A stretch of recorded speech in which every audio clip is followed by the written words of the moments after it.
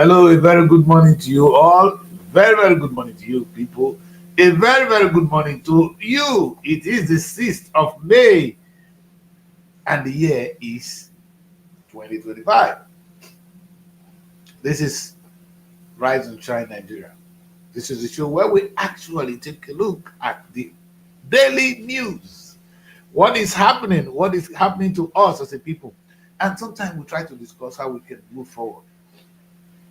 We only air our view. It's up to you to decide. But today is a special day because on today's edition, we are going to be taking a very, very good look at the root causes of our problem. I mean, it's kind of funny. There's a saying that the problem is half solved once it is identified. So, what I want to do today is actually take some few minutes to maybe ask you a very difficult question. What do you think is responsible for our problem? And why we're going to trace it on some what we know what we are up against. We know that we are facing issues of corruption, we have security challenges, and we have economic struggles. But why is this happening to us? We have abundance of minerals and human resources. That is the thing that doesn't add up. So if we have all the things in the world which God has given to us, God has given us the right human beings and given us the right land, there should be no reason why we're facing all this. So the question is, why are we still here?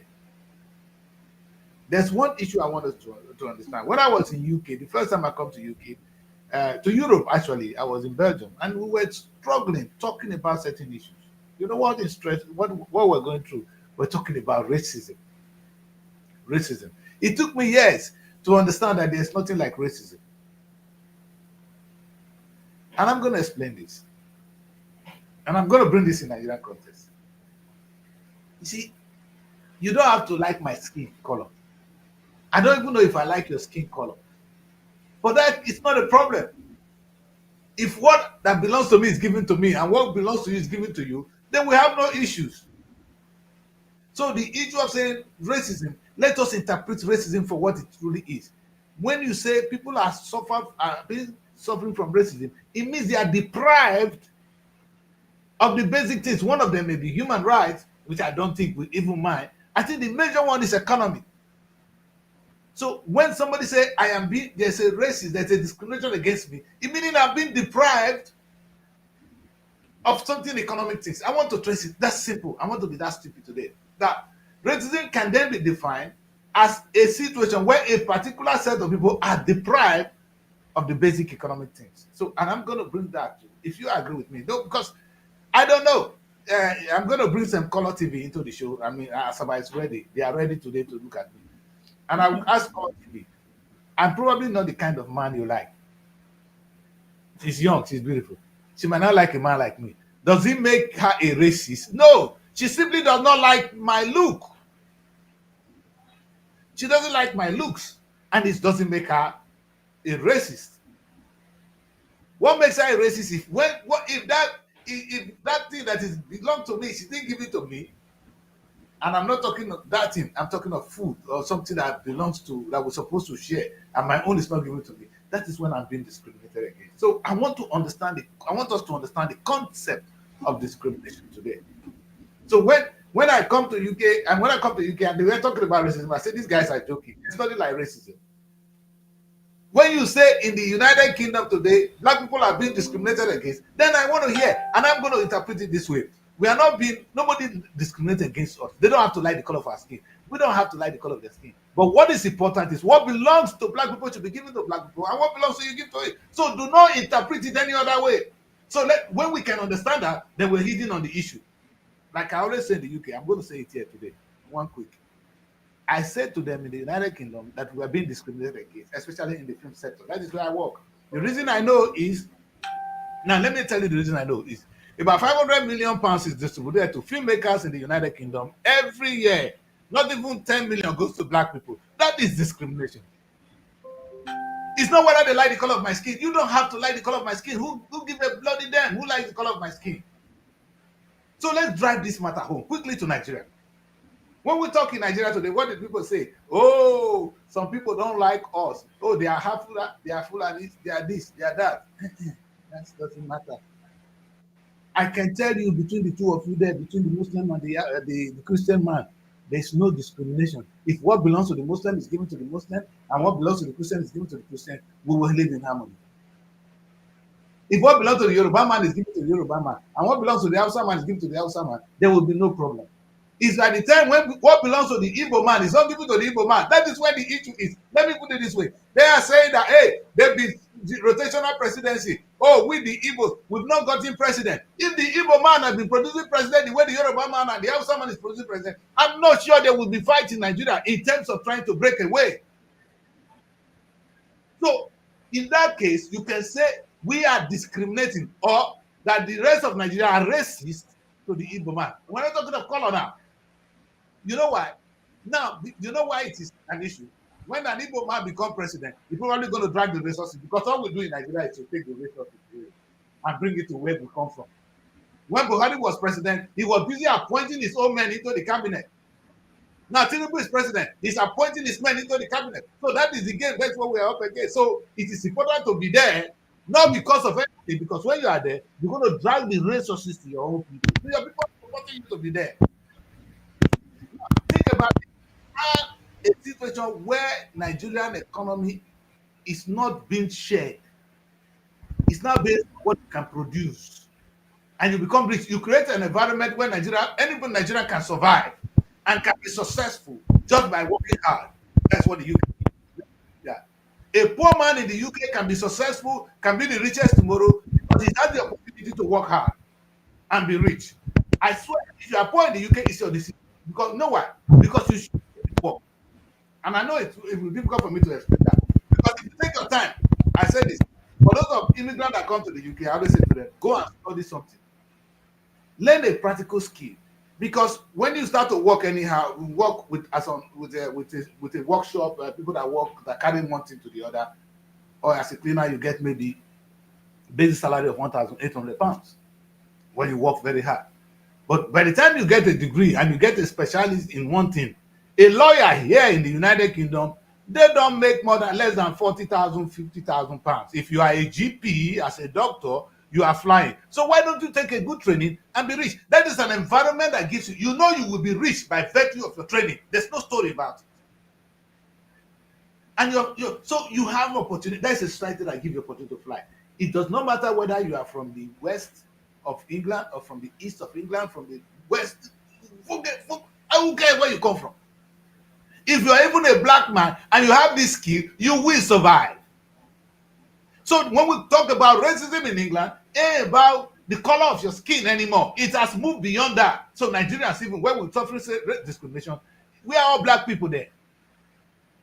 But I tell you, even come to my own community, they will tell you what is wrong with the other side. We are all from the same Ogara. Ogarefe is better than Ogareke. Ogareke is better than Ogarefe. We all fight. So there's nothing like racism, if you agree with me. So let's bring it that to the Nigerian context, which I'm going to bring my Asaba people in immediately.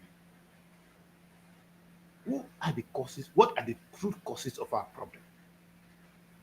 Is it that we don't like the color of our skin? Evelyn will explain that to us. Let me see them right now. Hello, Asaba. A very good morning to you guys. Good morning, London. Good morning, London. Yes, I've been accusing Evelyn before the show starts. You know, I said, Evelyn, you are a woman. You know, there are some guys you don't just like. You understand? Maybe you might not like their look, so you don't want to date them. Does that make you a racist? Make Asaba network. Make una take time today. Anyway, we're talking, and Asaba, you know, their network is always shaking. We can hear Can you hear us? Okay, good. So the question I asked, yes, you can hear you. Because when we here, anytime I just talk to a girl and the girl doesn't agree with me, oh, she's a racist. But not every girl will like me. Even black women don't like me. So if a girl don't like me, it doesn't make her a racist. She does not like me. Emily, you might not like me. Does it make you a racist?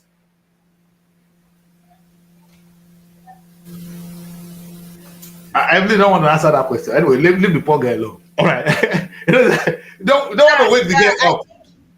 I think it's far beyond likeness.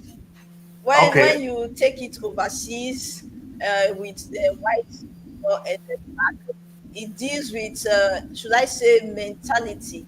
mentality issue, raising down to um, back in the days when we were talking about slavery.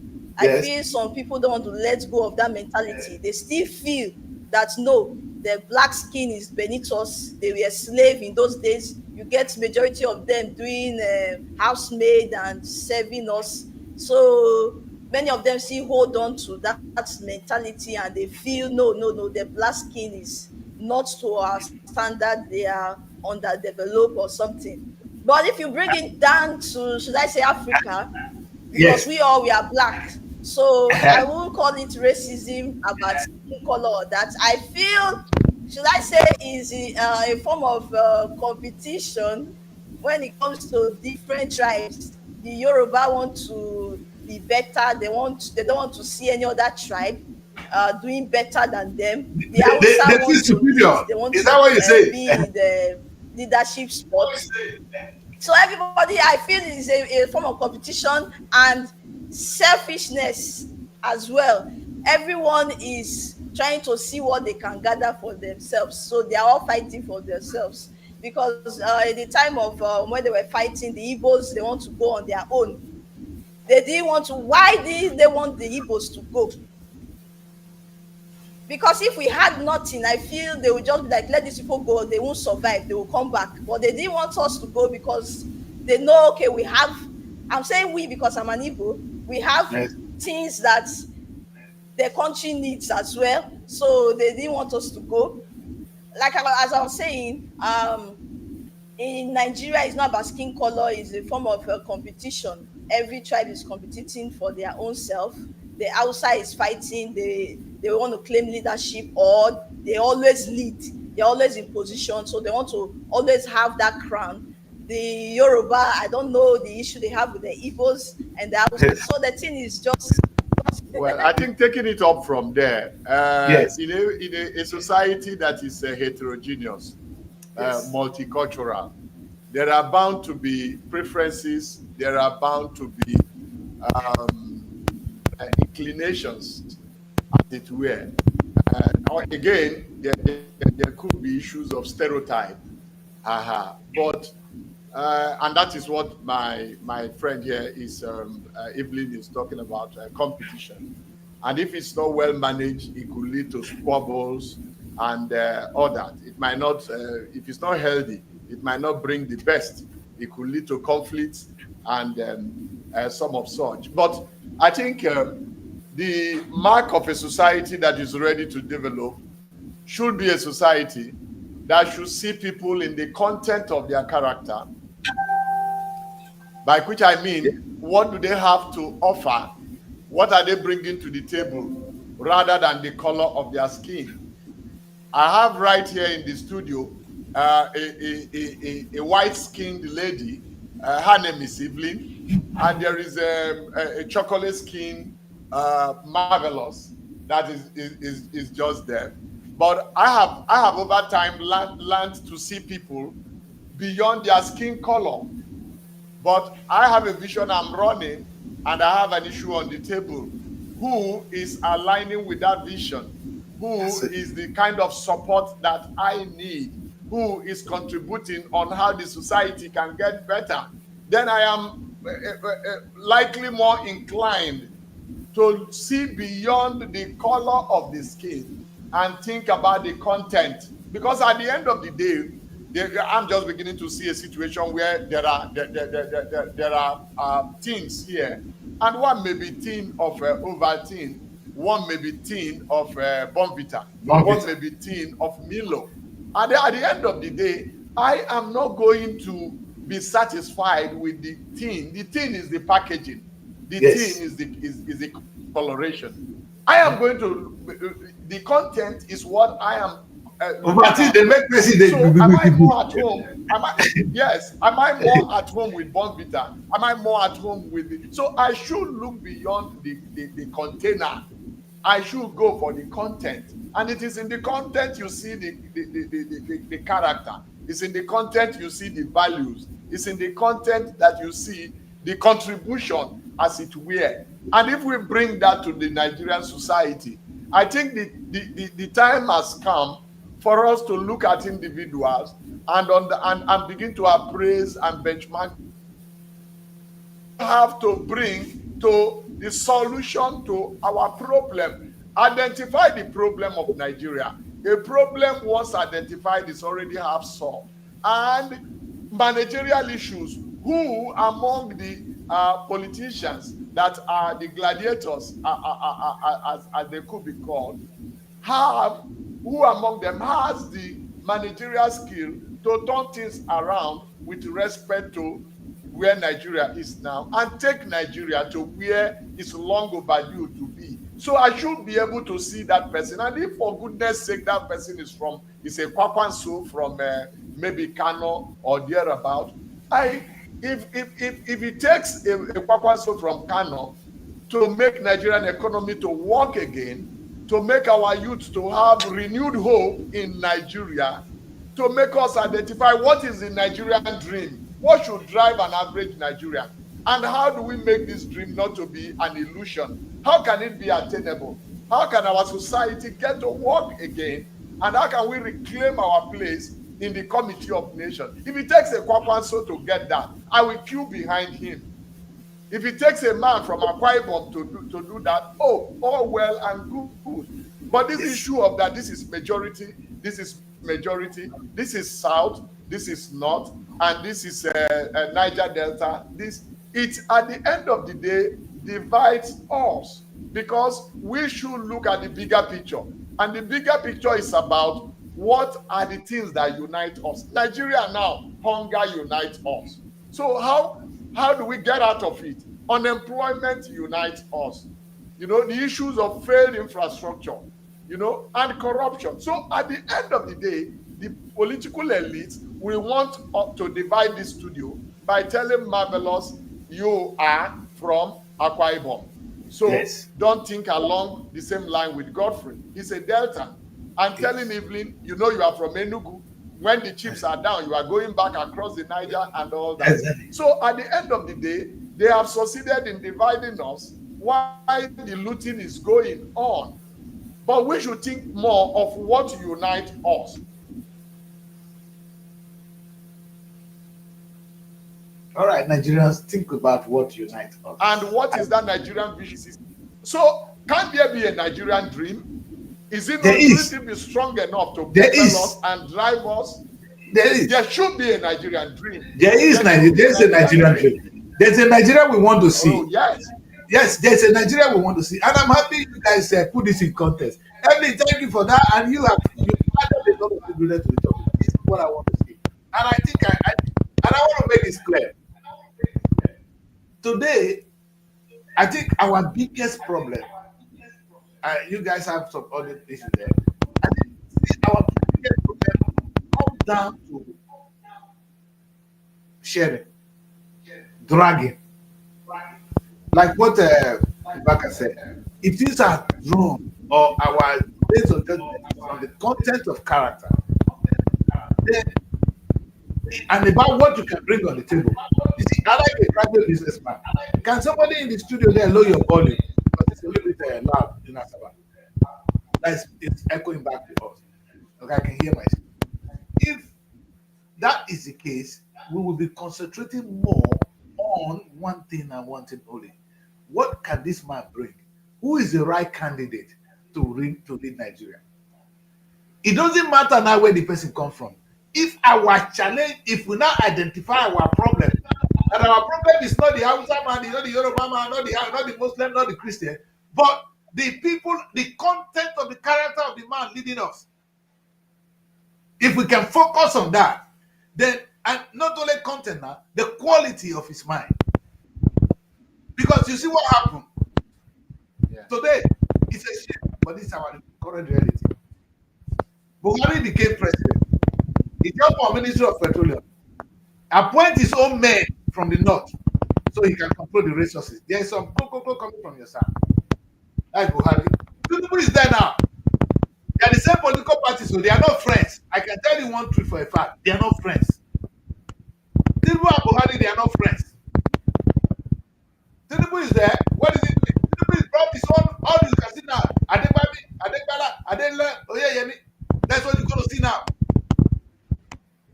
Now, the Igbo man, he want to go. He want to leave because he's not happy. He's not there. If he's there, he's going to bring a lot of people there too. You know, let me say this. Let me throw a very big question on this platform. I will quickly address that. If the Igbo people were saying they were going to go to him to drop Biafra, and they don't have anything to do with Delta State and where the oil is, Nigeria will let you go. Those people over there, they don't care about you. All they care. They don't care about me. What they care about is our oil. So the current Nigerian dream, and unfortunately, is the fight for oil. The current dream of all these local politicians, they are locals, is fight for oil. And that's where we are where we are. Not actually building a nation that tomorrow our children will come and say, this is my father's land. I put something here. There will be discrimination everywhere, like Ubaka started. And that mentality Emily talked about is still there. We cannot dodge it. Even Jesus Christ said it. It is not right to take the children's bread and toss it to the dogs. This is Jesus Christ. You understand? There's a contest to that. When a Yoruba man gets to power, he's going to give food that belongs to his people. He's going to give it to his people. He's not going to give it to the person who deserves it. He'll give it to his people. That's why at the end of the day, Jesus Christ said there should be no Gentiles, no Jews, no Gentiles. You understand? If you go to church and somebody say you are a Gentile, walk away. Can't go to that church. I'm not inferior. I talk about inferiority. And that contest, even do you know today, in those days, the Benin Kingdom were the most powerful. The Benin Kingdom in Nigeria. They were so powerful, they conquered the whole places. Even you see some typical people today, they think they see superior to you. You let them just keep the thing in your head. You understand? And when the chips are down, when the Hausa man is beating us, they'll say, oh, we are the same. Listen, are we the same when you think yourself you are superior to me? I'm speaking deep here. I know what I'm saying. I'm an honorable man. You see, so a lot of things has gone wrong. Let us correct it. Our problem in Nigeria is not the man where the man comes from.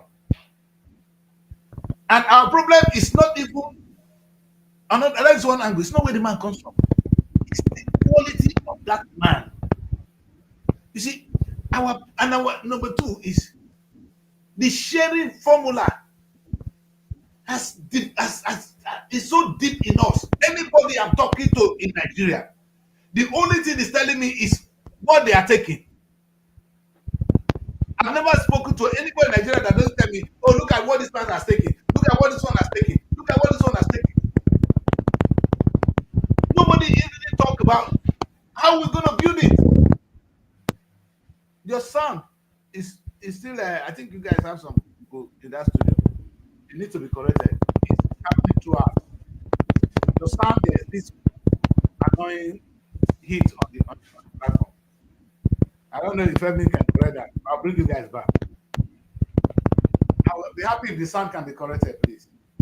So what I'm saying is this. It's still there.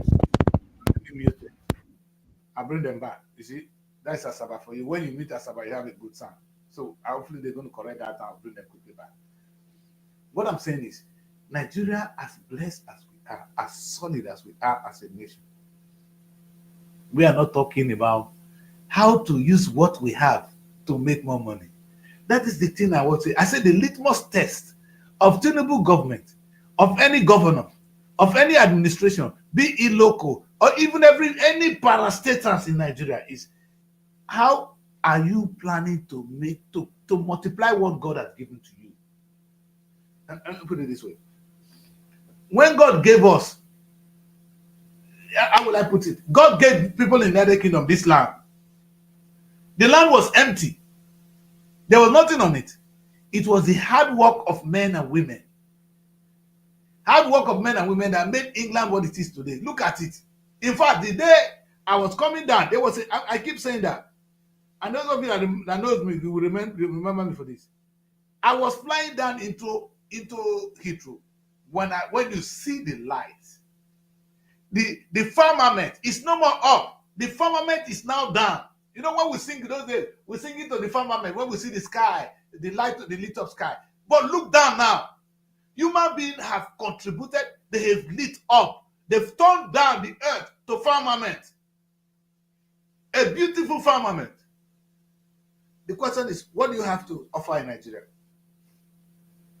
You are busy fighting over some tiny resources. I use the word tiny resources that cannot even feed a cow in England.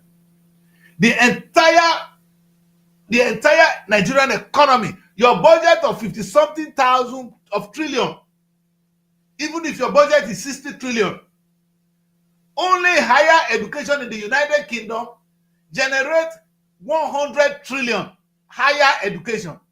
ASU is going on strike. Busy taking women. And the question is, do you have a leader? Let me see if I can get you guys back. You know, as I have a way of, you guys always change. When I don't say Color TV away, where does sir? Welcome, Engineer Mark. Thank you, sir. Yes. So my question is, why are we not really thinking smart? Now, let me put it this way. And I want to put my argument on that. When we're busy fighting the Hausa man, fighting the Yoruba man, or looking for some idiot who will go and drag money to your community, and you clapping for him that person is your leader, I want to repeat that. Buhari came, he was dragging to the north. Tinubu is here now dragging to his west. And I'm wondering, are these people serious? What are they dragging? Tiny thing. The money you check, your budget this year, which you are celebrating, which came 90% from oil, maybe 60 trillion Nigerian naira. Only higher education in the UK, they generate 50 billion pounds, which is more than 110 trillion Nigerian money. Only higher education. We don't remember them. Now, your leaders, you people are not asking who is that leader that can do that. You are fighting for your village food to go there so that you can share money with you tomorrow. Nigerian agony will remain. This is even beyond corruption. This is beyond corruption. Now, every of your child today, go and play football so you come to England to come and play football. Amen. The English Premiership alone generates 7 billion pounds. English. I'm not talking of the United Kingdom. So only English Premiership. We have the Scottish, they have their own Premiership. Only English Premiership generates 7 billion. 7 billion is about 15 trillion naira. Many times 2 of it will be your yearly budget. You have stadium. You have the young people to play football. There is not one human being, not your president, nobody there thinks, how do I make this work? The sector is dying. If they're going to come to power tomorrow, they're going to take the small money of oil and build more stadium. Stadium that they will not maintain. You see, where I don't get it. Okay, we're going too far. The land in Holland, the entire Holland is not. If you put Holland inside Niger State, it will be only half of Niger. That is Holland, the Netherlands. The entire Netherlands is it will be half of Niger State, where that young boy, when they fry hair, they do when they get problem with when get dreadlock. Because the problem are dreadlock. Now Christian, now Muslim, now it be problem. Not the economy of the Niger State, but however, the Holland makes 100 billion from agricultural export, not the one they eat inside within. Export every year. How much is Niger State making? The Niger State have better land than Holland. We have more human beings than Holland have. Yet Holland is generating 100 billion from agri produce. Niger State, the people go to bed hungry. Now, that is not our problem. Our problem is, is the Hausa man. Wait, no more question I ask. The governor of your state, the Hausa man. The governor of Delta State is an Yoruba man. He's not a Yoruba man. It's not an Hausa man. The governor of Enugu State is Enugu man, not from. It's not. They make me laugh. So when we're looking for the cause of our problem, we need to identify. Ubaka said it on this morning that a problem is half solved once it is identified. We talk about discrimination. Oh, this man is not from here. This man, I'm a businessman. I'm looking for who will contribute to SRTV. I don't care where you come from. And it is. And the last time I said, I'm looking for a wife. I don't care. It's a wife that can help me grow. So these are quality we're looking for. Have we Nigerians look for that quality in a human being? Because maybe we don't even know what we want yet. Because if we're going to look at the face of the problem, which is this, our problem is corruption, insecurity, economic challenges, somebody's making me laugh. There will be no corruption if the people are making money. I repeat, our problem is not even corruption. The question is, how much are you even making?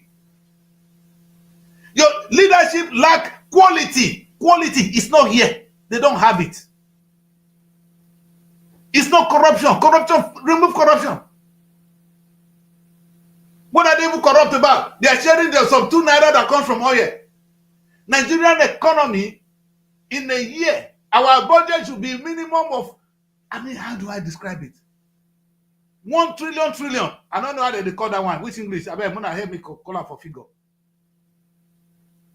But our budget today na 60 trillion. Tinubu go carry out.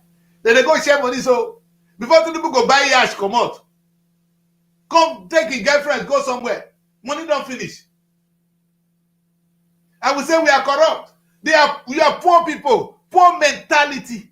Poor. And when we want to pick the next leader, it should not be where the man come from. It's not even how good he is, but how intelligent he is. You see, we need a person who can help us cultivate the Nigerian land.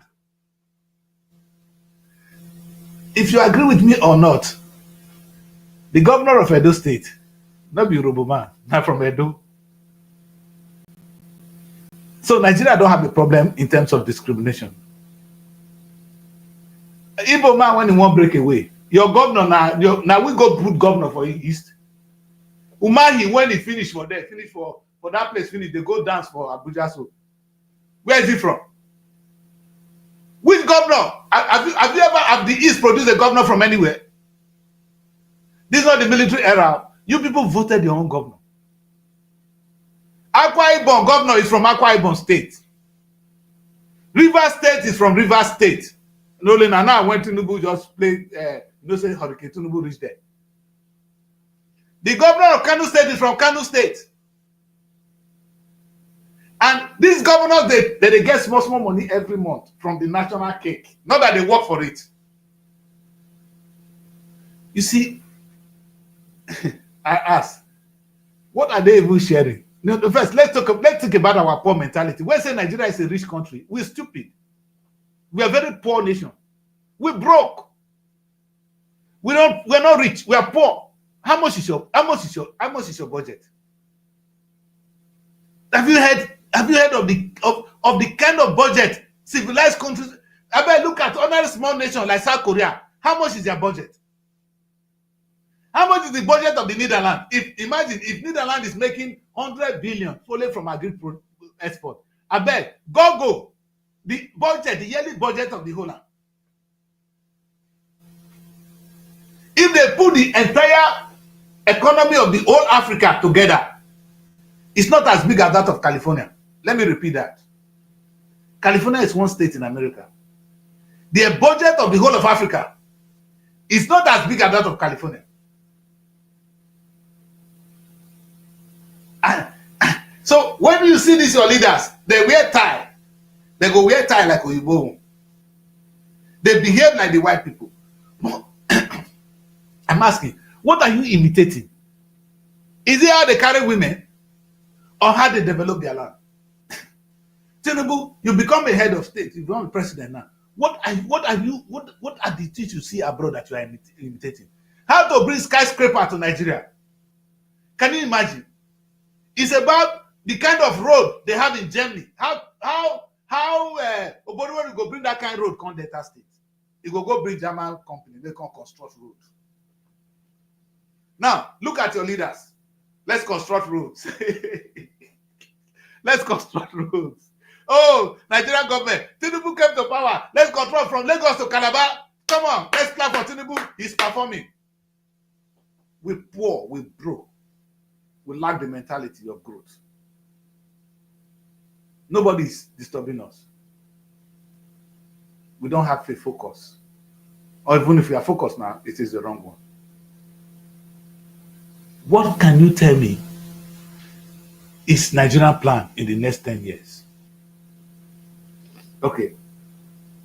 Now, if you ask this Tinubu government, what are they trying to do? Oh, we are creating an enabling environment for business to grow. I'm confused. All Tinubu have done is share the small money, which is, I'm saying, oil money is too tiny. Oh, God. Let me preach that word again. Oil money is too tiny for a nation of 400 million people. So nobody come on the show today and talk about corruption. We are not corrupt. These are low mentality human beings. And we need to bring this message to the Nigerian people. That our problem is not really that man. He's broke. He's mentally broke. Your leader is mentally broke. If he's mentally sound, he will be thinking of how he's going to grow the economy.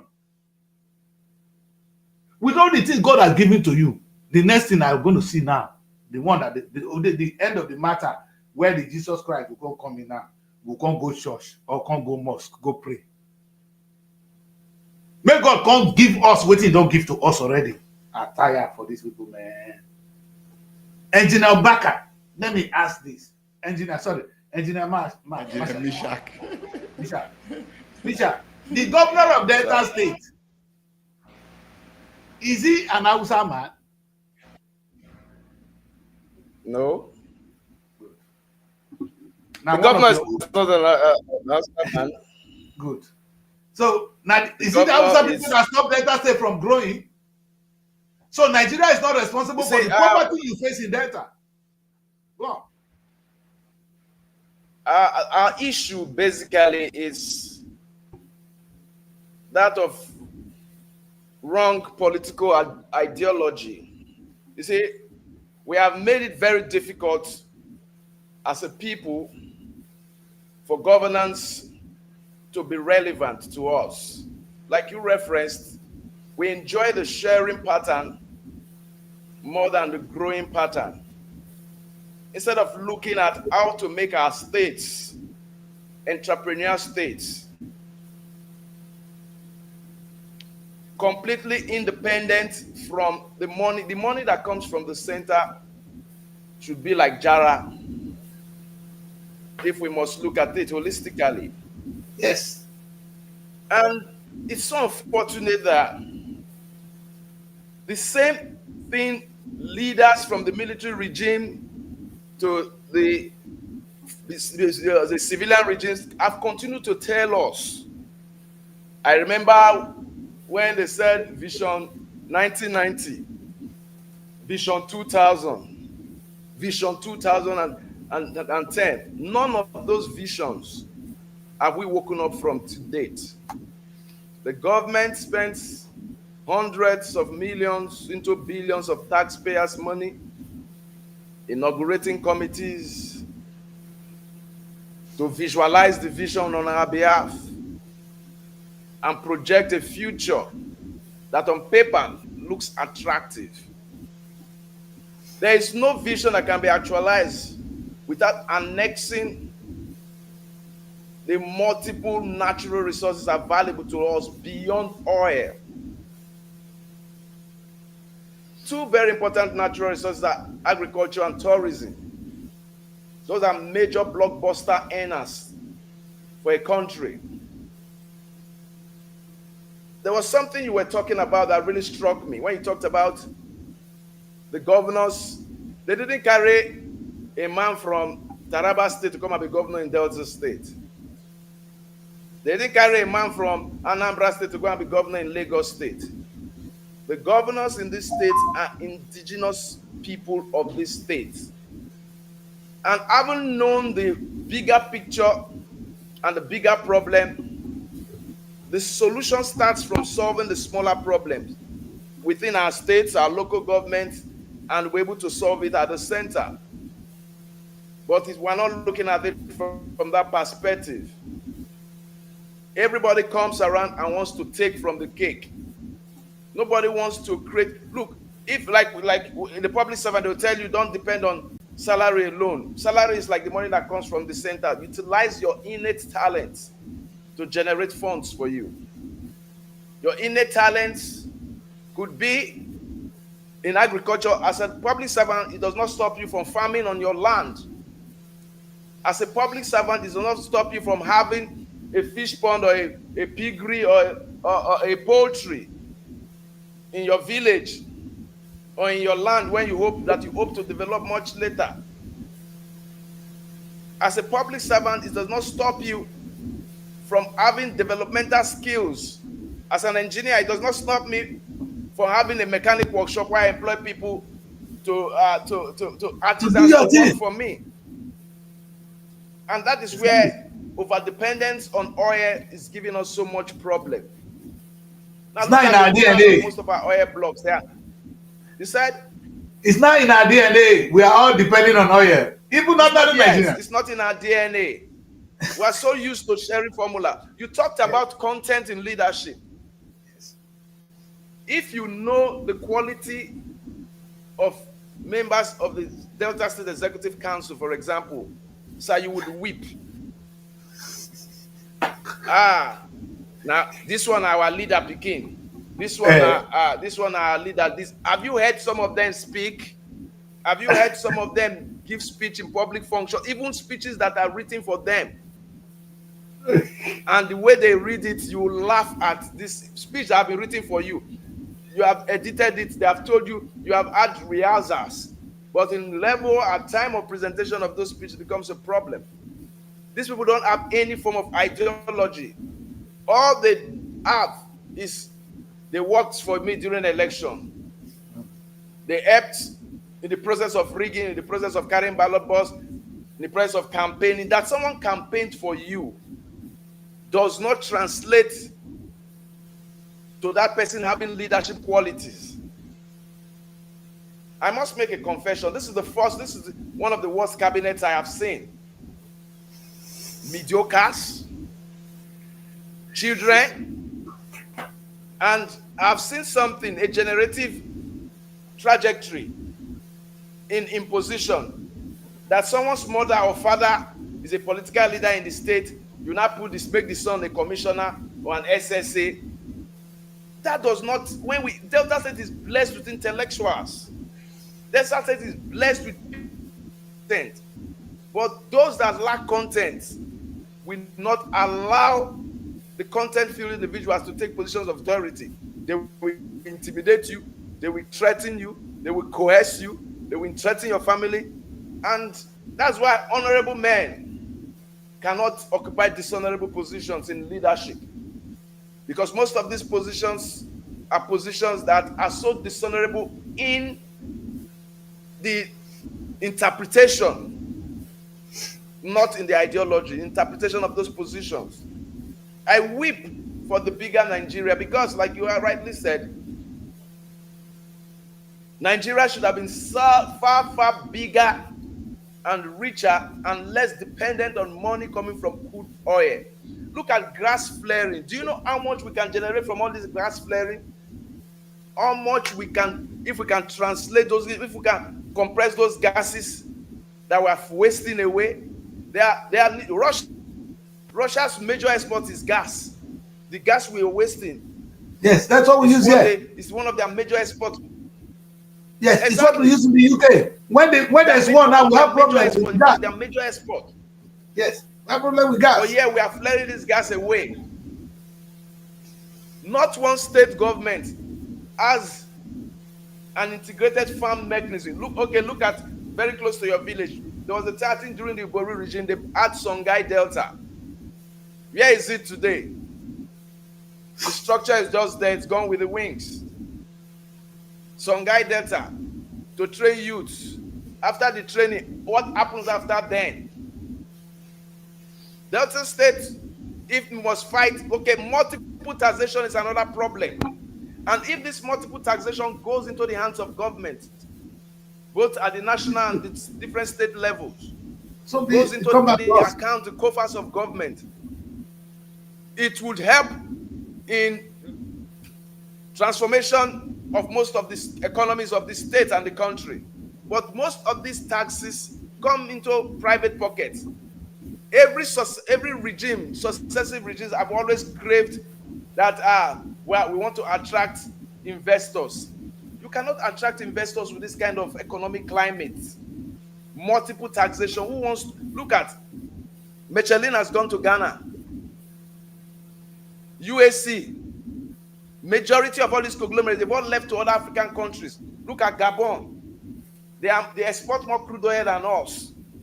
We that were once the 5th highest exporters of crude oil, after the likes of Saudi Arabia,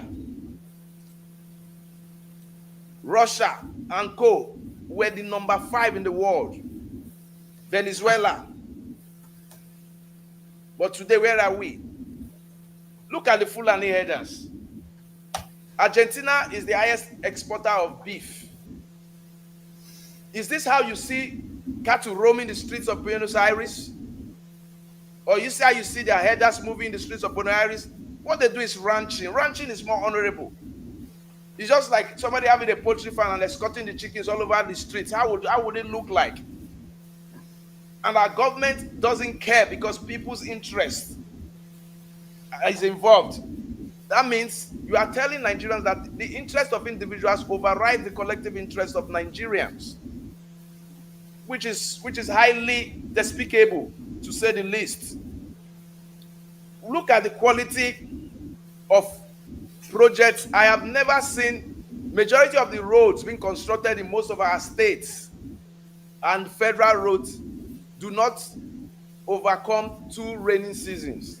That's the lifespan, 2 rainy seasons. After the first rainy season, you start seeing cracks and all that. By the second rainy season, it becomes something to ponder about. And you want to attract investors. Investors cannot come where there's insecurity. Investors cannot come when the tax tariff is so high. You need to give them tax rebate. Investors cannot come where they spend more on power generation to power their businesses. Investors cannot come to places like this. There's an exflux of international companies out of Nigeria to tax havens. Engineer Masha, look at Nigeria. Go to Togo, go to Benin Republic. Engineer Masha, West African countries. Yes, let's tailor this discussion and look at these 2 figures I want to share with you so that you can be hammering on the point.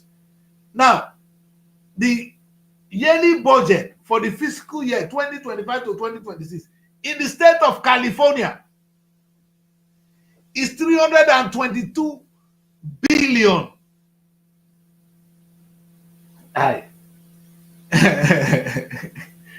Billion US dollars. Billion US dollars. Dollars. Nigerian budget is not me now. This record is online. Nigerian budget, as approved by the National Assembly, we will say na 60 trillion.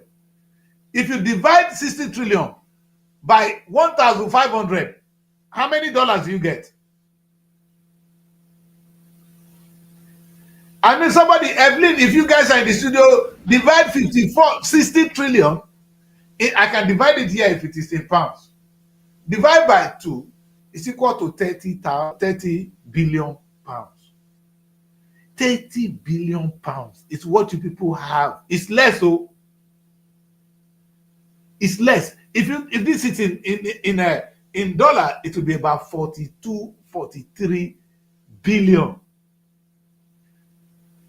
If you only California, one state in America, Mabriga, it's not me. I'm not the one that is saying this. So when we talk about leadership, let us understand who is a leader first, and so that we can understand. My problem is we are broke mentally. The leaders have no quality. If only one state in America, one, and you know where the most of the money coming from? From the entertainment world. Hollywood generates 1/4 of American economy. 1/4 of the richest economy in the world is coming from movie industry. All of Nigeria, fuck you. All those languages that they speak, so the American film, therefore pick up. Now, imagine 45,000 multiply. How many times you go multiply? Maybe by 5 before you get 300 and something, 322. Meaning, and maybe Nigeria is the richest economy in Africa. See the richest economy. See the richest economy in Africa. Meaning the whole of Africa put together. They cannot even compete with California. One state. Now, the question is why? Why? Is it when we talk about this leadership, when we talk about the corruption, this is too local. And is it why I bring these figures in? And thank God they are not me. They are figures that you can get online. Anything I bring on this platform, you can get them on Google. So I'm not picking one figure from nowhere. Now, let us look at the bankruptcy in our leadership. It's not corruption. You see, I asked a question. Oboriwori, Oboriwori have all the small money. If Oboriwori want to generate an economy of $100 billion for only Delta State, it's more than possible. Oh my God. It's more than possible. They now make Asaba. In fact, do you know the funniest thing? Asaba has been adopted as a film city by UNESCO. That's the worldwide UNESCO have recognized Asaba today as the film city, a place where they make movies. I thought they were joking. Now, Delta State, with the resources, can have a refinery, 3-4 refineries.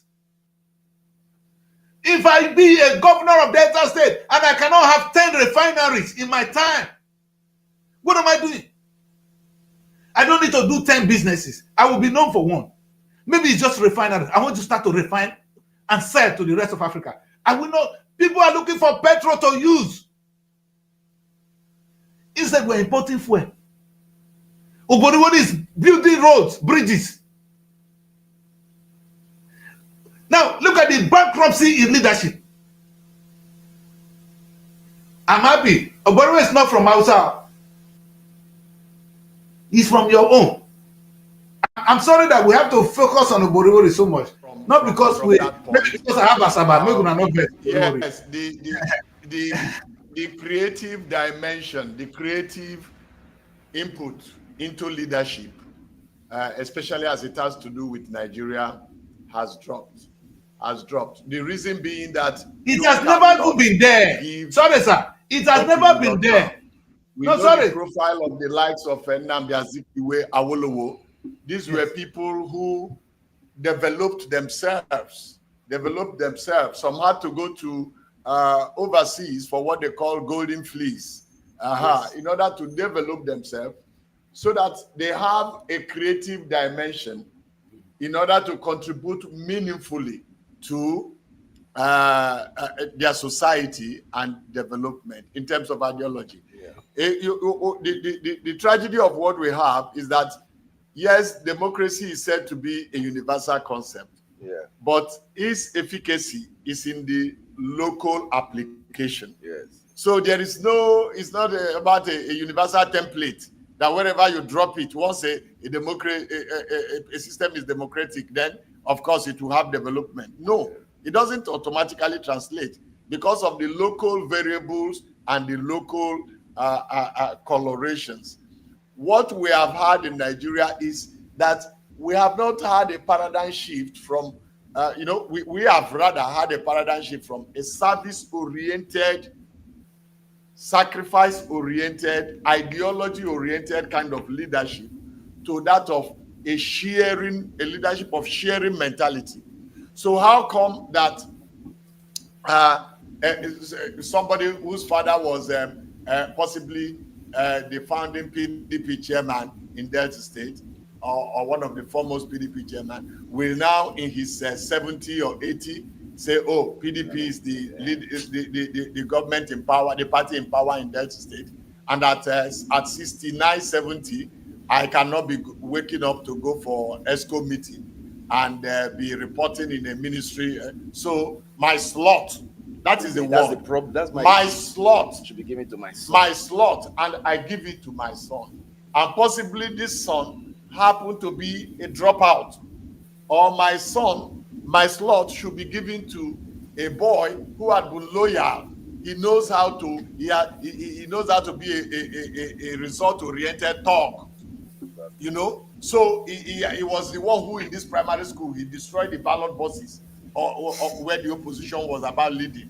So that is so. For as long as we are focused on sharing and not transformative agenda of how a society could get better, the economies we are looking at today that have become the ideal or reference point, they didn't just, like, is it not said even along the road that Rome was not built in a day? It didn't just happen overnight. People made it happen. Ubaka, sorry. Yeah, Ubaka. See, my question is that even our focus?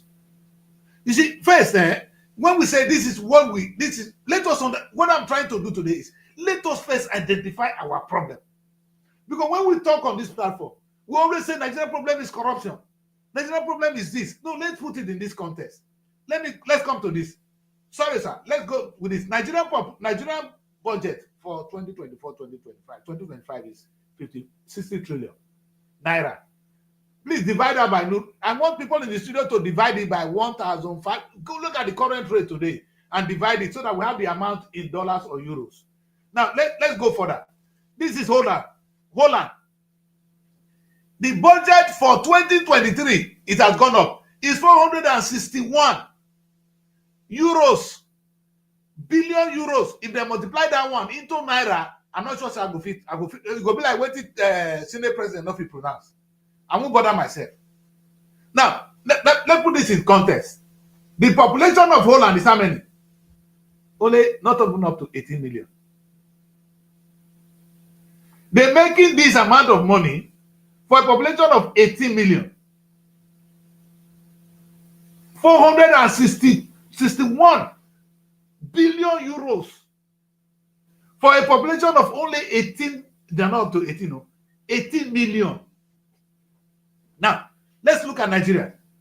Nigerian population, I know say we reach 400 million. They say that. Look at our population. Look at how much we are earning. Look at how much our budget is. Let us say in the name of the Father and of the Son and of the Holy Spirit to that. We broke.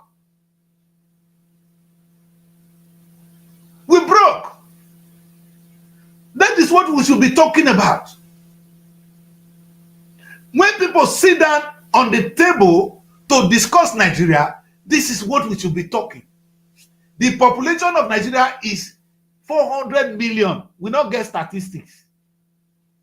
Our yearly budget now $30 billion. When we say now pounds, when we put them in naira, the population is not a productive population. There is a disconnect between the population and productivity. That is why the GDP is low. That is why Nigeria has become the poverty capital of the world. Thank You you. know? So it's not So, about, it- what I want to and- say is that it's not about corruption. That one is part of it. These are mentally handicapped human leaders. They are mentally handicapped. Now, this is the irony of it. Imagine putting 400 million people to work. All of them go come beg us money. If you put Nigerian population to work for Nigeria, we will be selling everything to the rest of the world. India has demonstrated it. Putting their people to work. But Nigerian population is a problem to us. Oh, we have the margarine. They are not, oh, we don't have work for all these people. We just graduate people. You are broke mentally. You are not a leader. You have human beings to work. You couldn't put them to work to make money. I want to talk like a layman. How can a man with only Creativity one to child do that. be better than You are talking of the context of a nation. Don't forget that we had some polygamous setting. You understand, or large family. So that that your family is successful is not a direct interpretation or extension of whether it is large or small. You can have a family of 3 or 4 and they are living in hunger. But you can have another man who possibly, for one reason or the other, married 3, 4, 5 wives and has a large household. But he also has a large land that he's tilling. And he's 29 tilling of the us. land. So he has been able to convert his population, creatively convert his population into a productive population. And so at the end of the day, you see Mbaka, he can feed the Mbaka, entire community. can we conclude He then? showed leadership. Mbaka, Mbaka, can And we there are conclude the then? basics. Yes. Mbaka, can we conclude then that the leader we need is a leader who can convert our population into money? Because we have the best land. That's true. It takes creativity, sacrifice, and leadership to do that. Daddy Chris, let me come Yes, in a sir. little on this. Let me come in Yes, a sir. little. Now, our fundamental problem basically here, I've sat down, I've pondered, and I've listened to your postulations, and I referenced something that happened a long time ago. Our fundamental problem is this quota system. And I will tell you why quota system is a major problem in leadership in this country. When you put round pegs in square holes and square pegs in round holes. Let me look at my secondary school life, for example. When we wrote common entrance, those of us from Endel, Anambra, Imo, Ondo, we had the highest cutoff marks. I think it was 80, between 80 and 85. I attended Federal Government College, Mina. In my class, that same period when they were admitting, we had people that came from Sokoto State. The cutoff mark was 5. From Borno State, cutoff mark was 4. And majority of not one northern state then had cutoff mark exceeding 10. And when they came to the class, and most of them came, they say it was the government that pushed them. They didn't come on merit. We came on merit list. I'm telling you what quota system has killed us in this country.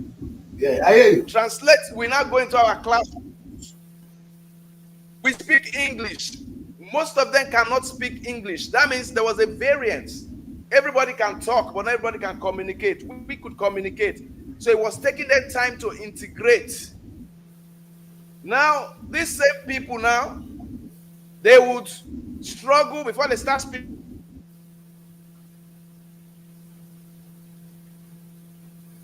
If we carry them, they will not pass WAEC. But somehow, I don't know how they do it. They will find themselves, their state will sponsor them to and locating appointment of ministers. I have to jump so that because then appointment of ministers, appointment, election to elective offices and all that. Someone that you know, I have somebody, Aliyu Bukani is smart. He couldn't speak English. Today is in Senate. There's another one in House of Rep. I know that these people lack content. Now, for quota system, you want to appoint people into government positions in the executive. You now say a quota system. the South will bring this state will bring. Why can't we do things on merit? Because we have thrown meritocracy to the dogs. And we have traded meritocracy on the threshold of mediocrity. So it is difficult for you to get leaders with content, because meritocracy is not the standard of evaluation. Yes. So in other words, listening to you in your opening salvo, you talked about distribution of wealth and how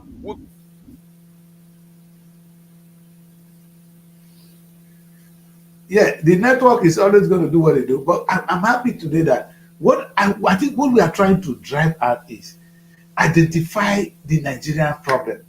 So when you know that when a leader is talking, first you can even listen to what is coming out from his mouth, whether that one is even qualified to even run his primary school, to be a community leader. We want to know if that man is qualified to be a community leader. Quota system have become. Go on, sir. Go on. I know they don't care. Yes. Okay, quota system has so affected the quality of leadership in this country at all levels. Quota system, even at our state level, even at in the state level here.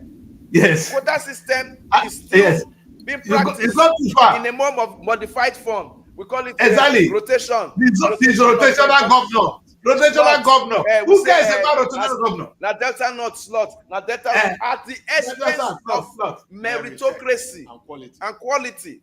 Thank you. Why are we like this? And we can't. I don't know. You can't give what you don't have. Why? You can't give what you don't have. Why? That someone works for election, or that someone is for a particular zone and is less qualified should not override someone that is more qualified from another zone. Amen. If we must move our country forward, if we must move our state forward, meritocracy must come back. We should remove quota system from our lexicon. Totally. And another thing that is affecting us.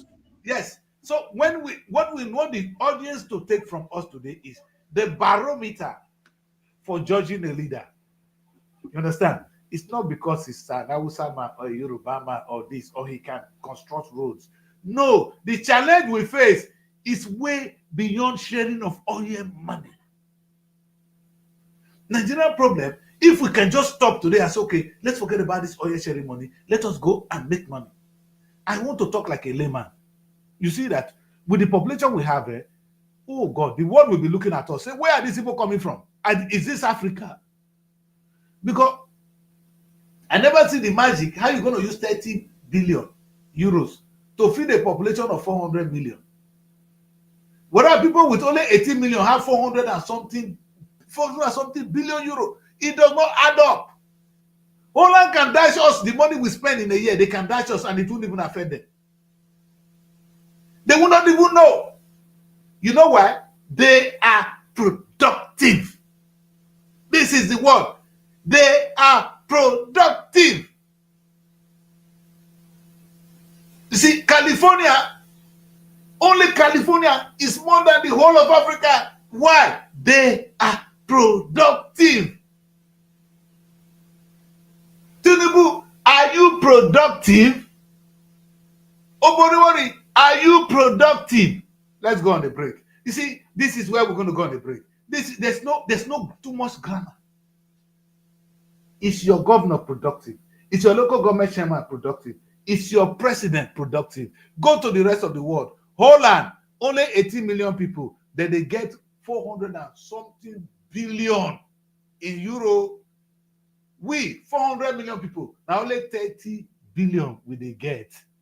This I'm saying now, it might look annoying to you, but that is the reality. We are poor. The language is, Nigeria is not a rich nation. Nigeria is a very, very poor nation. Potentially rich, but we are a very, very, very, very, very poor nation. Let's go on the break. When we come back, we'll continue. And we'll take a look at the newspaper. Don't go away, stay with us. Nigeria Week London 2025. It's time to celebrate the pulse of Africa's most exciting nation.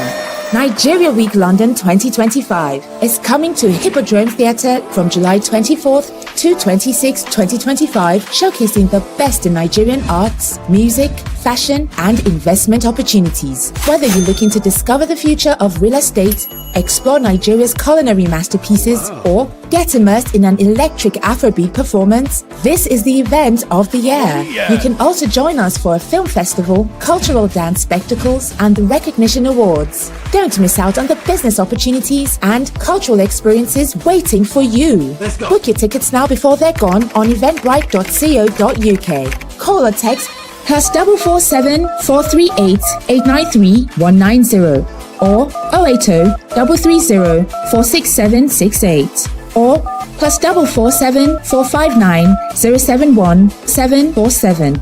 Visit our website superiorradioandtelevision.com. Nigeria Week London 2025. Nigeria Week London 2025, celebrating the best of Nigeria, is partnered with Civil Society, scaling up nutrition in Nigeria.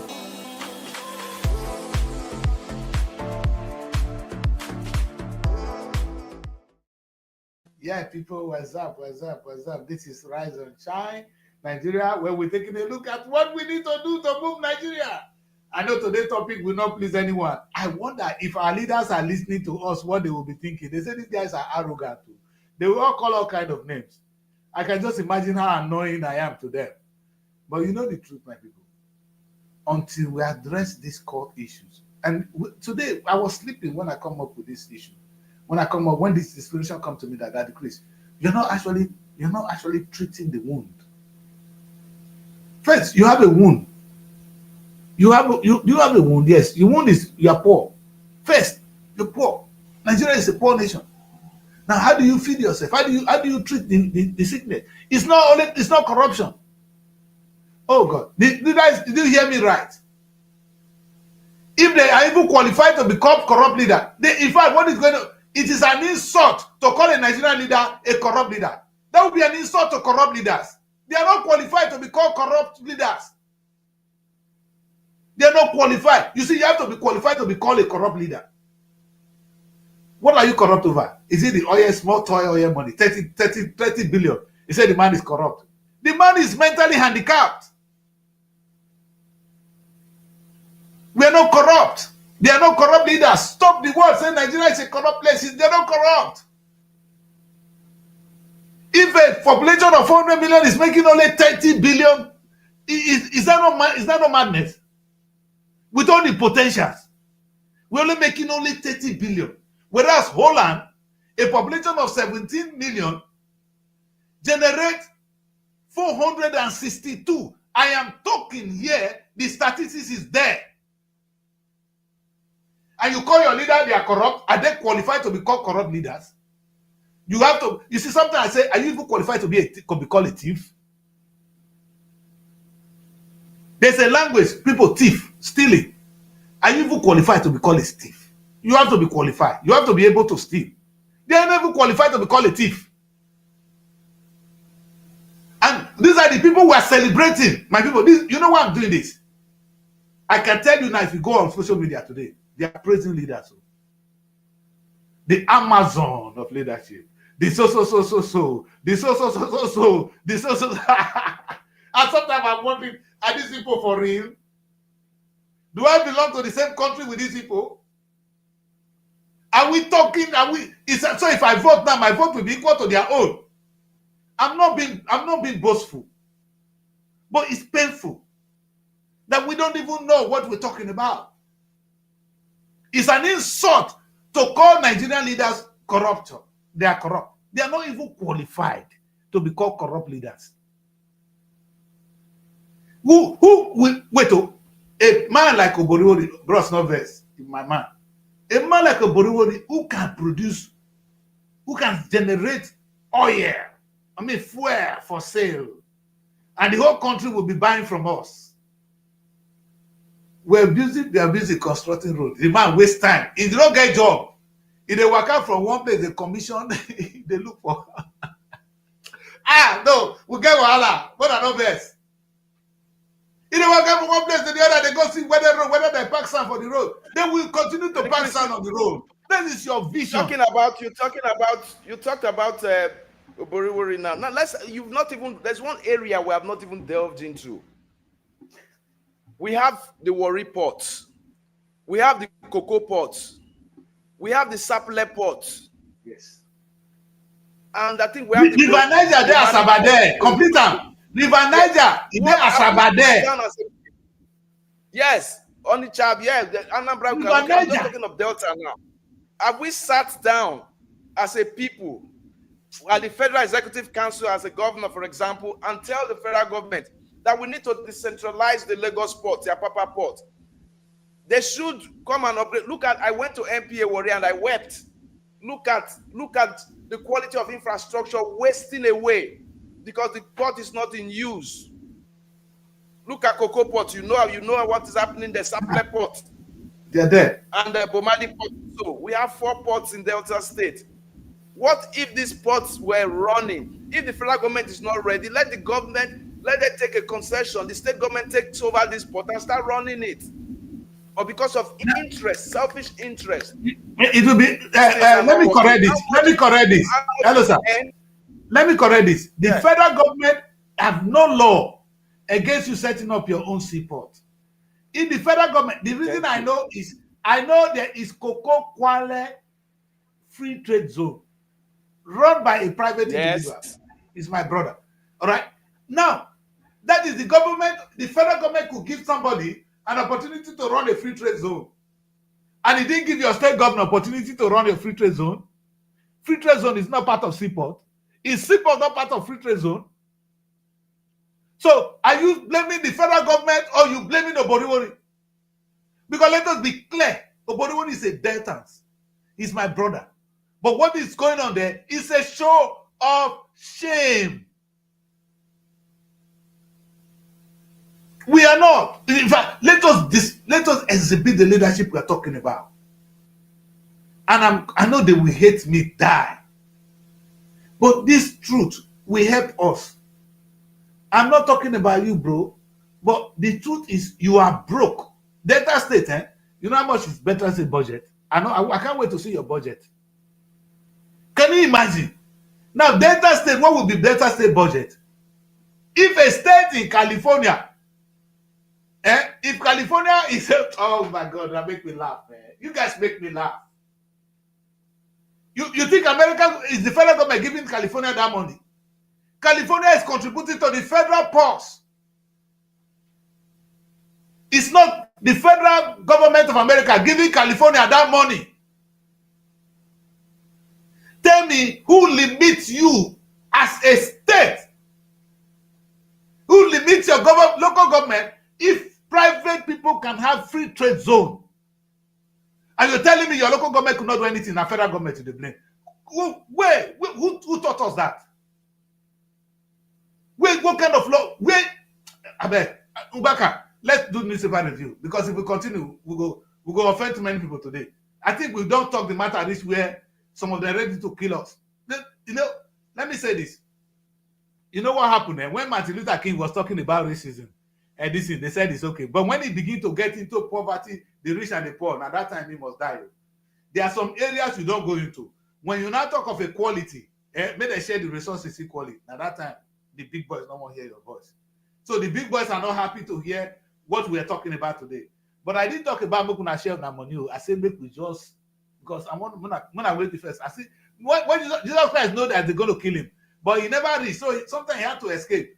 They killed Jesus earlier. To me, there was a time the man withdrew because oh God. So we're coming to that one later. Now I'm just talking about the qualities of leaders so that we can have a barometer and we can identify a problem. We want to make more money, we can thief more. Tinubu, I won't make you even thief more money, but make the money first. I don't understand what they talk. You are not even qualified to be called a thief right now because you are too poor. Oboriwori, you are not a thief. Okowa, you are not a thief. You are just mentally poor. You are not qualified to be a corrupt leader. You are not. How much are you masturbating yourself around? How much? That's my question for today. Let's take a look at the papers, my brother, so that we'll not go vent too many people. Enough is enough for one day. Okay, looking at the papers this morning. Yes, sir. We have an array of them. We could start off from the Punch. And Right, Punch has the lead story on the front page. insecurity, reps, Benue government clash as NAS, that's National Assembly, resumes today.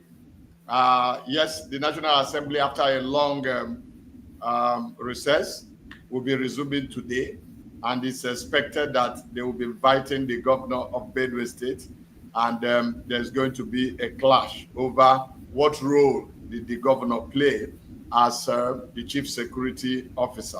So Punch is placing that on its front page, and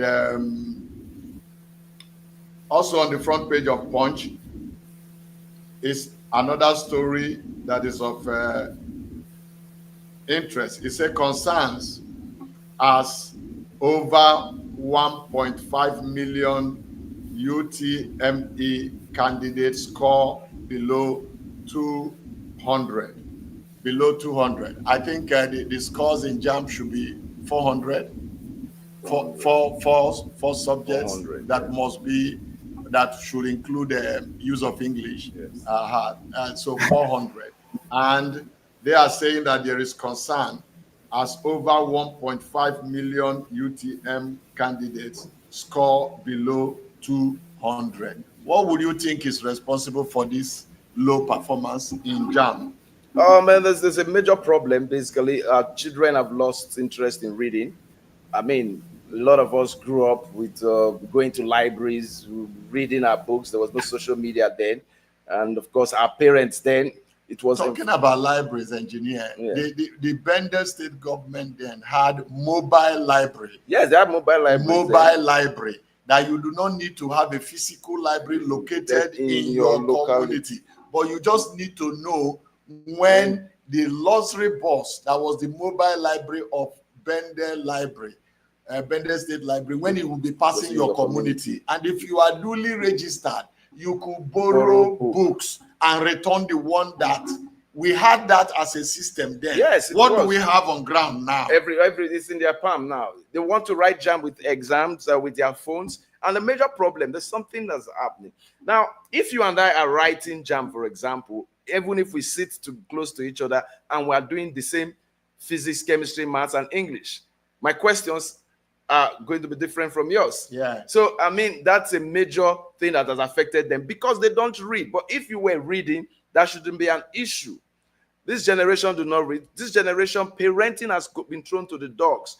Most parents now think that, aid and abet examination malpractice to the detriment of the quality of intellectual capacity of their intellectual content of their children. So parents are to be held that bear some of the blame. The students no longer read, and the society, we are not helping matters. Teachers are aiding and abetting examination malpractices, and it's so unfortunate. This generation of students that were churning out to write exams, they lack integrity.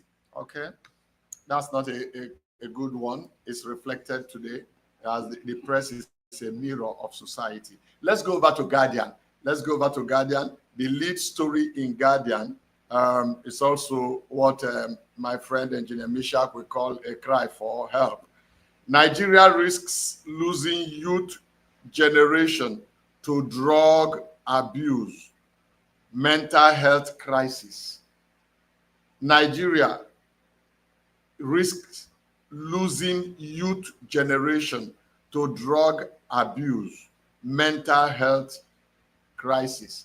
SRTV Studios felt so concerned about this at some point that it became one of our issues of debate right in here about drug addiction, substance abuse, and the future of Nigerian youth.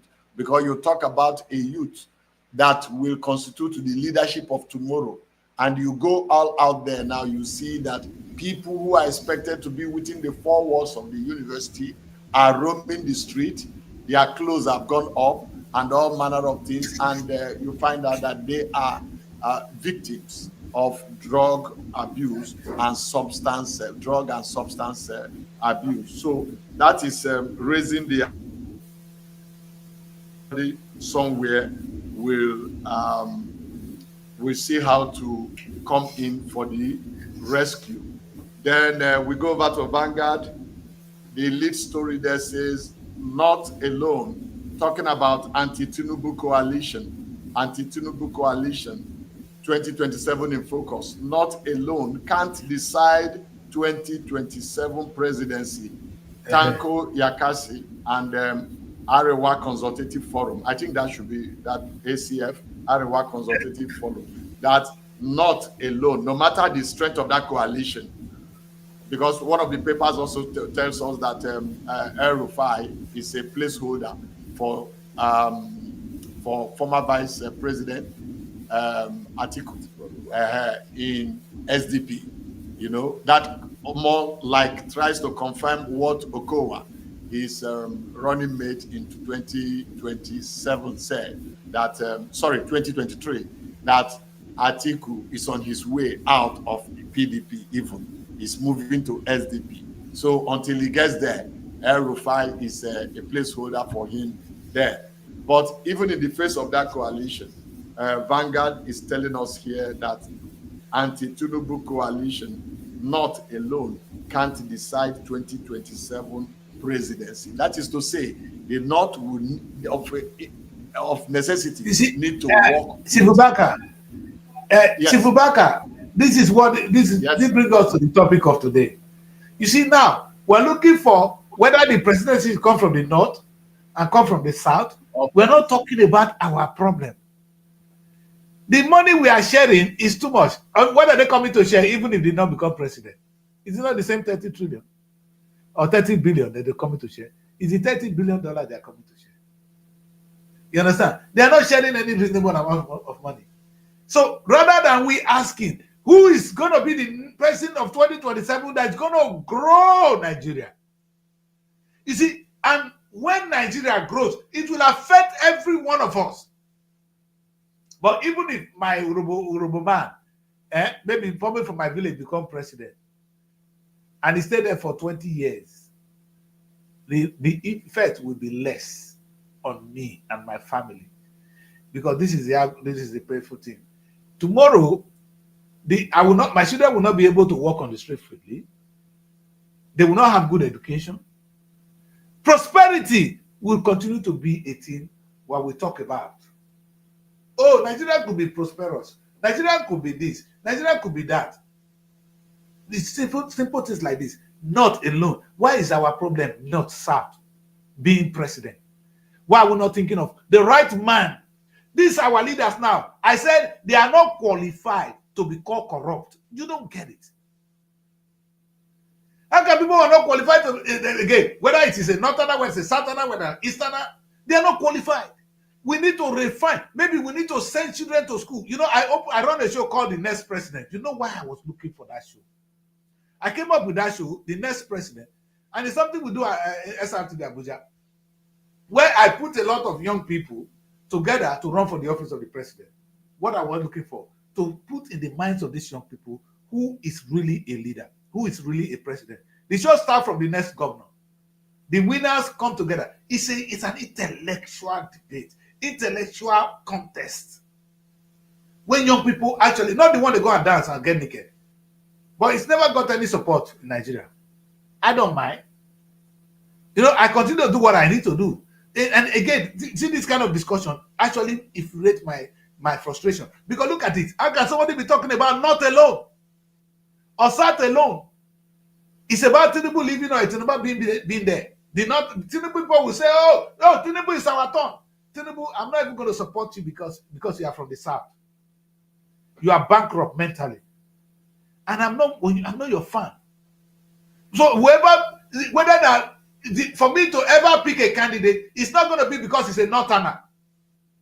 For me and my household, like what Joshua said, I'm looking for somebody who can move Nigeria from poverty. We're poor. We are poor. Still on the front page of Vanguard, we have Rivers setback for PDP governors. You know, there used to be 11 of them or so. Setback for PDP governors as Delta pulls out of suit before the Supreme Court. Delta, your state. They never pull out Our before. state. Okay. No, your state. Delta, your state has pulled out because your governor is no longer part of the PDP governor. So talking about update on that PDP governors taking federal government to the Supreme Court. Yes. Rivers column setback for PDP governors. Anyway, Tinubu has bought Rivers now. Tinubu is settling the issue in Rivers. They don't need the court. Okay. They don't need the court anymore. All right. We need court. Okay. So, FG bans procurement of foreign goods produced locally. The Federal Executive Council, in one of its meetings, perhaps on Monday, came up with a resolution that no state ministry or parastatal should now import or procure any foreign goods if that same good is being produced locally. What does this come up to? Absolutely, it was laughable when I heard the news. It was very laughable. What have you done towards indigenization of our industries and bringing down tariff for them to help production or in terms of power supply and all that? You just wake up. That was how Buhari came and banned foreign rice. Yeah. And that was how the price of rice skyrocketed. He said the local rice. And Tinubu banned Tinubu stop subsidy. When they just wake up, I don't know what they think when they go for the Federal Executive Council meeting. They just wake up and bring out policies that are not people friendly. Is the banning of importation of, is that our fundamental problem? Have you started production en masse in agricultural production to help the local? Thank you. The local-based industries to. Thank you very much. Engineer Mashak, it's good you mentioned that because this is the point. Yeah. I always say to people, if I want to push you out of the market, if I want to discourage the importation of foreign goods, I'm going to produce so much here that you know that my own will push your own out of the market. It's a question of supply and demand. If you do it this other way, international community will have reason to even fight you, that you are protecting, you are fighting the free trade in the world. But if you continue to produce good things that your people will use, they don't need to go and import. Now Nigerians wear Nigerian clothes because our fashion designers are giving us what we want. Look at Ubaka now. Look at you people in the studio. You're not wearing some foreign clothes. You understand? Because Nigeria is giving you what you want. No, this is a simple thing. You understand? You will go for the foreign one if there were no Nigerian clothes. That is how you push foreign goods out of your market. Ubaka, like engineer asked, what are you guys producing that you have now to take off? You see, this, like you said, Tinubu came, banned subsidy without a plan. Buhari banned rice without a plan. All these ones, in a good sense of it, would have made sense for a productive country. This is the same thing I'm coming back to. The language I spoke this morning is where we are. Are you productive? When I said to people the reason I was supporting Peter Obi, they said it's a joke. Only Peter was the only person that said, let us move out of revenue sharing to production allocation. People don't get what that guy was saying. And Peter should have bigger mouth to talk. He must be at the top, not even a vice, because he can't even, with Atiku. Atiku will only share money. If you go and work with Atiku will only share money. Buhari had a very intelligent man, in the name of a vice president, who was there. Osinbajo was there. Osinbajo would have done better, but Buhari was just sharing money. But let me say this. As we blame Buhari, and we blame Tinubu, and we blame all those people, what happened to your state governor? What is happening to your state governors? I only talk my people, where we come from, would they believe in ancestors? The name of our ancestors would they call them Ukure. Anytime we talk, we say so that because Ukure, they see us. If they say, if you take Ukure, put something for Rubuma, if you know the letter touch her, you go do the right thing. Because you go just die just now. I don't know, but now they go to church every Sunday, but we believe in Ukure. Ukure, they keep person. he can catch you. If those our women, they don't go do something for outside. Now put they hold them. So we don't if we talk about the religion aspect. No, it's funny, man. It's funny that we are looking for problems that are not there. My people, all we are summarizing. One or two. We still have one or two. Right. Talking about an economy that is solely, they say monolithic, solely dependent on revenue from oil. There is a headline in front page of Vanguard.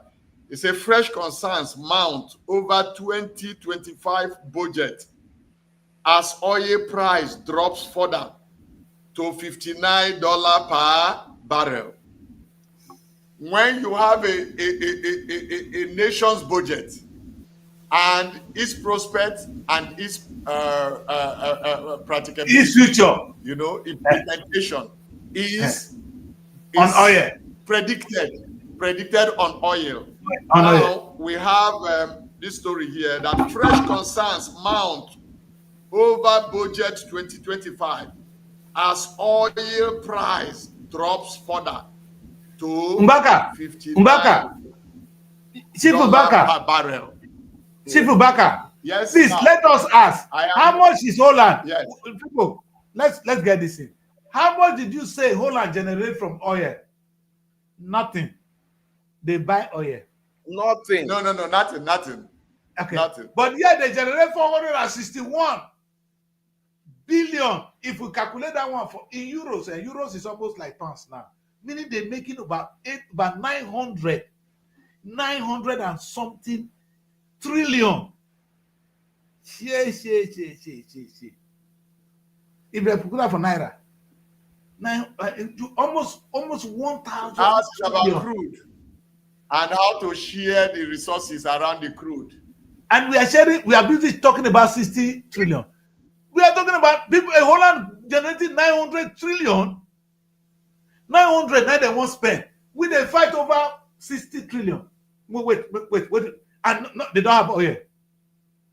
What is in Holland that we don't have in Nigeria? I bet when I tell them in English. Sometimes I'm going to take to tell me. Because I don't know whether the land alone in Niger State is bigger than the whole of Holland. Only Niger State. I will let just talk. Niger State have more agricultural potential than Holland. They swear for us. I swear. And now here we are talking about not alone cannot produce 2027 presidency. That's what we discuss. That's a discussion of our interest. Let me let you finish the review, my brother. Go on. It is sad. Still on Vanguard, very dark man to be released today faces multiple charges in court on Thursday. Very dark man to be released today. We talked about very dark man yesterday. In court on Thursday. That's unexpected. I think it's a normal thing for Okowa. Wait, maybe we don't last more. Okowa is accused of 1.3 trillion. He's not been brought to court. Yaya Bello is told who I don't know if people talk about how much that stupid boy still. Where is he now? He's at home. Now, very dark man, EFCC, shame on you. You know what I say? Shame on the EFCC. If they in a very dark man, you have problem. When they not get shame, they not get shame. They Look don't at have the people, shame. 1.3 trillion naira. You know, you leave them alone. You don't cross carpet. Okowa don't free. I'm confused. Oh. Bring very dark man, Mona cut the neck. For an update, in a recent interview, Yes. former Governor Okowa was asked what now happens to whether his defection had anything to do with the fact that he was being investigated by EFCC and was also being for trial. And he said he was never being investigated by EFCC. Rather, he honored an invitation by EFCC. You get that? Yeah. That sounds like polemic. He speaks the guy is a very intelligent man. Huh? That's how they speak good English. Tell him, make come here. Make it come. We go hold on for West. No worry. That's how Ibori was talking before they got him here. We they wait for him here. We they wait So he for him said for England. he Make was it come. not being They are waiting haunted. for him. He said he was Don't worry. never at any time being haunted by EFCC. That's the Rather, diaspora are waiting for him. as a That's the diaspora gentleman, are waiting for he him. honored an invitation Yes. by EFCC. And Don't worry, EFCC he will invited answer that him. question He in the honored British that court. invitation. So Hello. we can now see the difference. Ubaka, take the car teller, say, Delta say that's what they wait for him. He go answer that question for British court. You know, this man, when they call now, the one that is in prison with us here, your former deputy senate president. Now, sorry for the make mad for Nigeria, but he don't answer the court. He answer court. He's in prison here. Don't worry, Okowa, that grammar when did they speak there? Will they wait for him here? No, we are not going to want taking Nigerians to court on important issues because EFCC are not fit for purpose. Now we are planning to have a situation where we can try these people in an international way, and we are gathering evidence. So Okowa, I celebrate. We will wait for you. Keep talking. The body was going to escape all until they catch him here. Keep talking. No, we're talking about the destiny of our children. It's no joke, man. You guys should be angry. We are talking of a country. Look at how much Holland is making. Look at what Okowa looted. And is this really something we should be joking about? And of course, we were never investigated. Baba, what did they do for 2027? No care now. That one, what does that one care? Not be surprised I get 2027. Tinubu na get wahala with me. Make her quiet.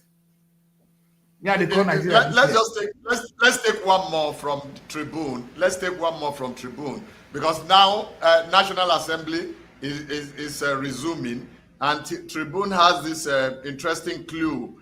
Wike Fubara feud, tax reform bills, constitution review, insecurity, top agenda as NAS reconvened. So as National Assembly is reconvening, Wike Fubara feud, tax reform bills, and constitutional review with insecurity top. So there are indications, very strong indications, that the suspension of Fubara for 6 months, the entire 6 months may not elapse before the National Assembly will have to recommend to the Federal Executive Council, so that now that from all indication, the godson has reconciled. Now that sins have been forgiven. Now that they have baptism and sins are forgiven. And you know Tinubu is a responsible president. It's a responsible president, yes. On that note of responsibility, exactly. And baptize and confirm the governor. Unfortunately, they've had this plenary during the recess. They've had plenary in London. They've had plenary in Asokoro Legislative Quarters. Yeah. So they are just coming to rubber stamp decisions that have been reached before now. It's a show of shame on our legislature. And I wouldn't want to call them honorable men because they're not totally honorable to me. They are honorable men. That's what they are dishonorable men because the truth is said, the script has been acted out and it has been sealed and settled. Fubara will be on or before May 29th, it will be reinstated. That's obvious. And Rivers State most likely will become an APC state. We are leading ourselves into anarchy, no checks and balances in our style of governance. Very unfortunate though, but that is where the kind of leaders who are projected are taking us to. Founding fathers of democracy came up with the postulation that power corrupts and absolute power corrupts absolutely. It was based on that trajectory that they came up with checks and balances, independence of the judiciary, that of the legislature as the fulcrum of democracy, and the executive just to see to the execution of the laws and the policies that have come.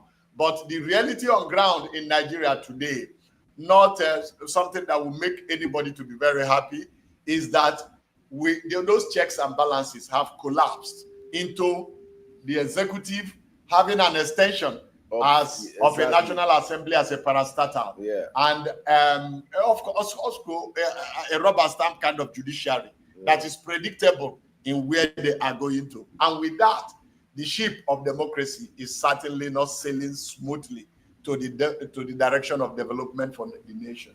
Thank you. People, that is the place.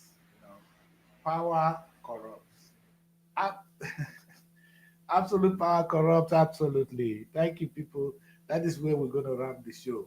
Don't forget, this is a very important day in the history of our broadcast. Maybe every day becomes more and more important, but I think today is really important. And I intentionally brought in these statistics to make the points clear. There's no way. The question is, like what Tobacco was saying, are you horrible or you are honorable? It's not me. Children will ask. There are certain things we say now that don't mean anything. But children, they will ask us, what are these people doing? What did they do? Do they even care about us? Do they know they were giving birth to us? Because that's the question the children will be asking tomorrow. And as we do this, I want to say this today again. As it is now, we are a very, very, very poor nation. There's no two grammar, no two ways about it. The government don't even have enough to steal. And that is where the problem begins. They don't even have enough to steal. Oil money, 30 billion US dollars in a year. How much is that? It's not enough for Olokowa to steal. Don't go up there, Tinubu don't share into 2.5. No, man. Whereas this is the same country where only Delta State could have generated 150 trillion euros a year, billion euros, only Holland. And they're going only Delta State, only refineries in Delta State with no doubt generate that money. Only refineries. I don't say go to 10 businesses. Only refineries. And now you're telling me government didn't allow you to do anything. Dangote get refinery. It's an ordinary individual have a refinery. So the federal government allowed Dangote to have a refinery. He refused Delta State from having a refinery. That English, he had me to swallow. Thank God, say we don't join the federal government now. So at least Tinubu is not against us anymore. Let's hope now that you build refineries and make money for Delta State. We're talking of the collective destiny of our children. It is more important than what we're joking about today. We're broke. Our leaders are broke.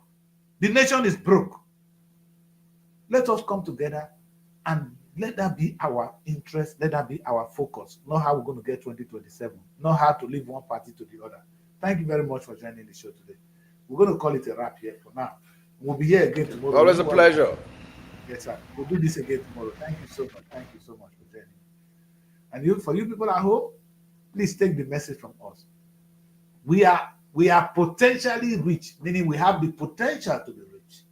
We have the beautiful land. We have the fertile land. We have the natural resources like oil in the land. We have the beautiful land like even Niger State where they can farm bigger than Holland. But guess what? We're broke. We're hungry. Because we are talking only about how 2027, how Tinubu going to win 2027. How the North, that short man called El-Rufai, how he's going to make mouth like a little rat around the whole place. I'm sorry. You are toying with the destiny of people. And is this cheap politics you're talking about? What have you done when you were governor of your state? I was used to like El-Rufai. But his little ratty nature now is annoying. Why don't people talk about how you're going to bring true growth? I'm not talking development, because when you talk about development, how am I going to construct from Calabar to Lagos? That's the definition of development.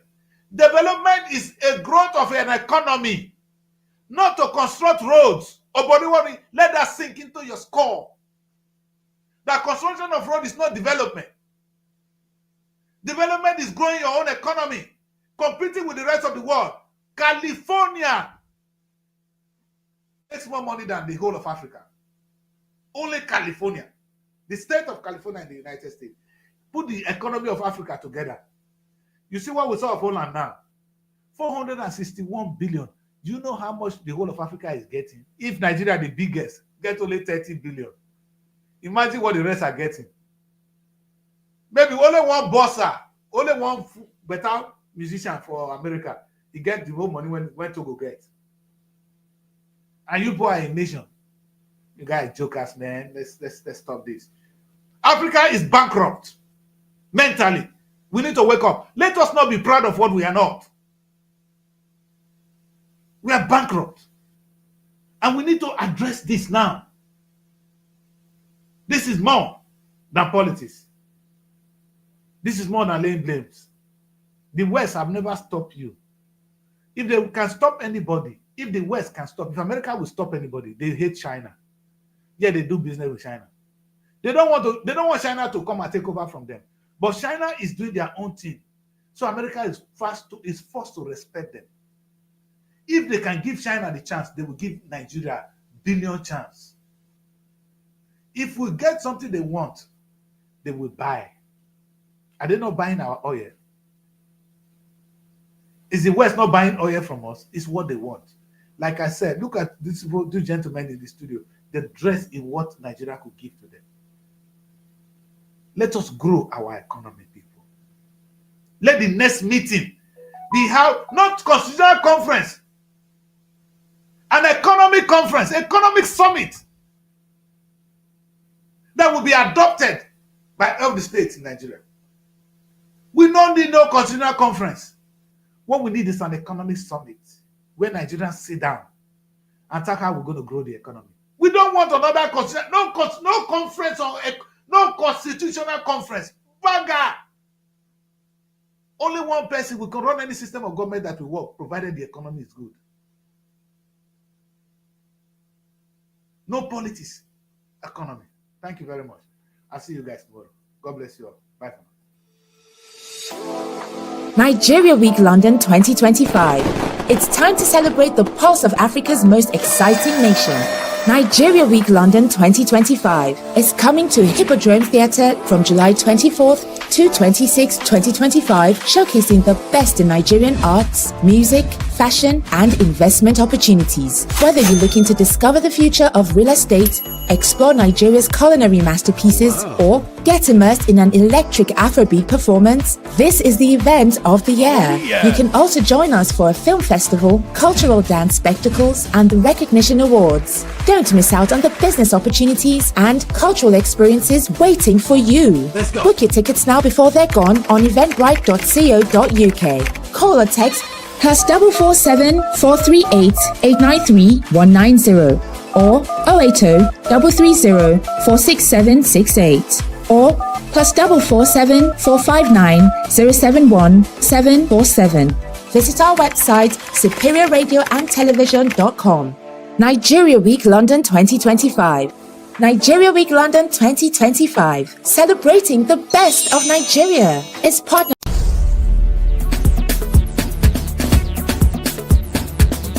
SR